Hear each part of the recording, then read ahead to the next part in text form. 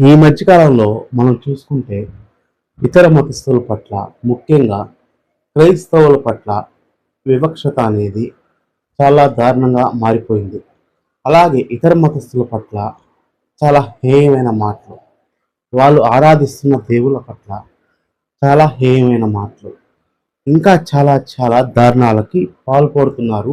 వాళ్ళు పాల్పడమే కాకుండా అమాయకులైన హిందువులను కూడా రెచ్చగొట్టి, సెక్యులర్ భావాలతో కలిసిమెలిసి జీవిస్తున్న హిందువులను కూడా రెచ్చగొట్టి, లేనిపోని భయాలు వాళ్ళలో సృష్టించి ఇతర మతస్థులపైన దాడి చేయమని, ఇది వాళ్ళ దేశం కాదు, మన దేశం, మన హిందువుల దేశం, వాళ్ళు వేరే దేశాల నుంచి ఇక్కడికి వచ్చారని లేనిపోని అపోహలు హిందువుల్లో కలిగిస్తూ, హిందూ మతానికి ఏదో ప్రమాదం పొంచుకొస్తుందని అబద్ధాలు ప్రచారం చేస్తూ ఇతర మతస్థుల పట్ల చాలా దారుణమైన రీతిలో దాడులు చేస్తున్నారు.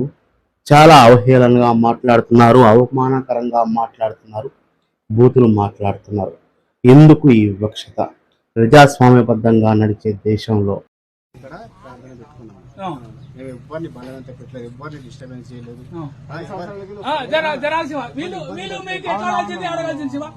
ఎట్లా అన్నోళ్ళు మా ఇంటికి వచ్చిండే, మా ద్వారా ప్రభుని తెచ్చుకున్నాము.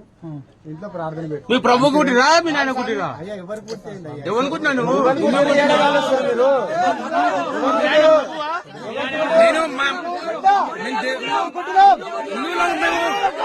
అన్ని మతాలకు సమ ప్రాధాన్యం కలిగిన రాజ్యాంగం కల ఈ దేశంలో అందరూ కలిసిమెలిసి జీవించాలని ఆ రోజు అంబేద్కర్ గారు రాజ్యాంగం రాసి అందులో అన్ని మతాలకు సమ ప్రాధాన్యం కల్పించి అందరికీ హక్కులనేవి కుల ప్రాధిపతనే వర్తిస్తాయి, మత ప్రాధిపతన వర్తించదు అని ఆ రోజు అంబేద్కర్ గారు రాజ్యాంగం రాసినప్పుడు 1949 నవంబర్ 26న రాజ్యాంగం ఆమోదించబడినప్పుడు 1950 జనవరి 26న మన దేశం గణతంత్ర దేశంగా ప్రకటించబడినప్పుడు రాజ్యాంగంలో సెక్యులర్ అనే భావన చేర్చలేదు అంబేద్కర్ గారు.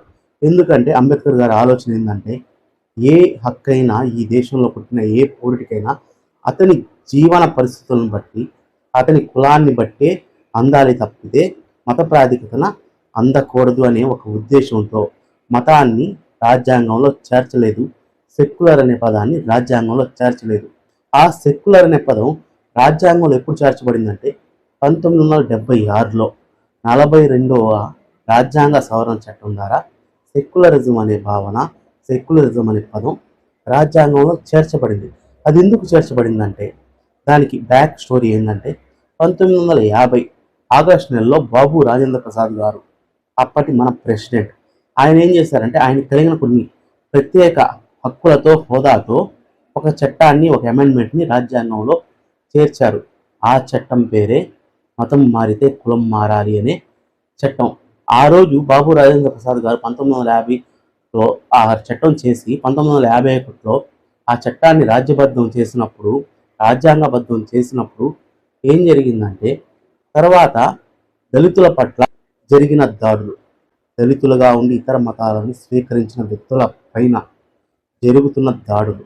ఎందుకంటే దళితులుగా ఉండి ఇతర మతాల్లోకి వెళ్తే వాళ్ళు రాజ్యాంగబద్ధంగా కలిగిన అనేక హక్కుల్ని కోల్పోతారు, వాళ్ళ రిజర్వేషన్ని కోల్పోతారు, చట్టబద్ధంగా కలిగే అన్ని హక్కుల్ని కోల్పోతారు. అలా కోల్పోయినప్పుడు ఏం జరిగిందంటే వాళ్ళు దళితులుగానే వివక్షత అప్పటికీ అనుభవిస్తున్నారు, మతం మారినా కూడా. ఆ దళితులు అన్న కారణంతోనే వాళ్ళ మీద చాలా దాడులు జరిగాయి. ఎందుకంటే రాజ్యాంగంలో కల్పించిన ప్రత్యేక చట్టాలు దళితులకి వివక్షత అనేది నిర్మూలించాలని మన బిఆర్ అంబేద్కర్ గారు ఆ రోజు రాజ్యాంగంలో కల్పించిన అనేక హక్కుల్ని ఈ చట్టం రద్దు చేసిందనమాట. దళితులుగా ఉండి ఇతర మతాల్లో పోతే వాళ్ళకి ఆ ప్రయోజనాలు అందవని. ఆ ఒక్క కారణంతో దళితులుగా ఉండి ఇతర మతాల్లోకి వెళ్ళిన వ్యక్తులపైన అనేక దాడులు జరిగాయి. ఆ దాడుల్ని గమనించిన అప్పటి గవర్నమెంట్, కాంగ్రెస్ గవర్నమెంట్ ఏం చేసిందంటే 1976లో 42వ రాజ్యాంగ సవరణ చట్టం ద్వారా ఆ సెక్యులరిజం అనే భావన రాజ్యాంగంలో ప్రవేశపెట్టి ఈ దేశంలో పుట్టిన ప్రతి పౌరుడు రాజ్యాంగబద్ధంగా ఏ మతాన్నైనా స్వీకరించవచ్చు, ఏ మతాన్నైనా ఏ దేవుడినైనా ఆచరించవచ్చు. అలాగా మత ప్రాధిపతన వివక్ష చూపిస్తే అది చాలా తప్పు, అది చట్ట విరుద్ధం. ఈ దేశం ఏ మతానికి ప్రాతినిధ్యం వహించదు. ఈ దేశంలోని అన్ని మతాలు సమ ప్రాధాన్యం కలిగి ఉంటాయని ఆ రోజు 42వ రాజ్యాంగ సవరణ చట్టం ద్వారా సెక్యులరిజం అనే భావన మన దేశంలో ప్రవేశపెట్టారు, మన రాజ్యాంగంలో చేర్చారు. అదనమాట దాని వెనకాల ఉన్న స్టోరీ.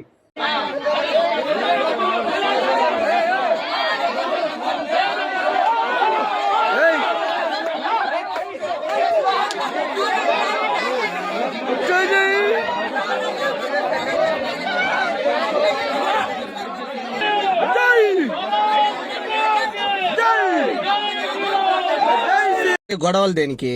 ఏ మతస్థుడు ఆ దేశానికి వెళ్ళిపోతే ఏ గొడవ ఉండదు. ఇది భారతదేశం, హిందూ దేశం కాబట్టి మిగతా వాళ్ళు మీ దేశాలకు వెళ్ళిపోండి, ఏ గొడవ ఉండదు, ఎవరో గొడవ పెట్టుకోవాల్సిన అవసరంలే. ఇంకా సెక్యులర్లు అంటారా, వాళ్ళకి దేశమే లేదు కాబట్టి బంగాళాఖాతంలో దూకి సావండి. కానీ ఈరోజు ఆ సెక్యులరిజం అనే భావన దొంగలో తొక్కేశారు. ఏంటంటే ఇంత ద్వేషమా, అన్ని మతాలు సమానమని మన రాజ్యాంగం చెప్తుంటే ఇతర మతస్థులపైన ఎందుకు ఇంత ద్వేషాన్ని పెంచుకుంటున్నారు? ఏంటి మాట్లాడితే వెళ్ళిపోండి, మీ దేశాలకు మీరు వెళ్ళిపోండి, మీ క్రైస్తవులు బతుకుతున్న దేశానికి మీరు వెళ్ళిపోండి, మీ ముస్లింలు బతుకుతున్న దేశానికి మీరు వెళ్ళిపోండి అంటున్నారు. అలా అనడానికి మీరెవరయ్యా? మీ తాతలు ఇక్కడ పుట్టి ఇక్కడ బ్రతికి ఇక్కడ చచ్చినట్టే మా తాతలు కూడా ఇక్కడే పుట్టి ఇక్కడే బ్రతికి ఇక్కడే చచ్చిండ్రు. మేము ఈ దేశంలో పుట్టాం, ఈ దేశంలో బతుకుతున్నాం, ఈ దేశంలోనే పోతాం, ఇక్కడే బ్రతుకుతాం. మీరు కాదు అనడానికి ఎవరు? క్రైస్తవులు పుట్టిన దేశంలోకి మేము ఎందుకు పోవాలి?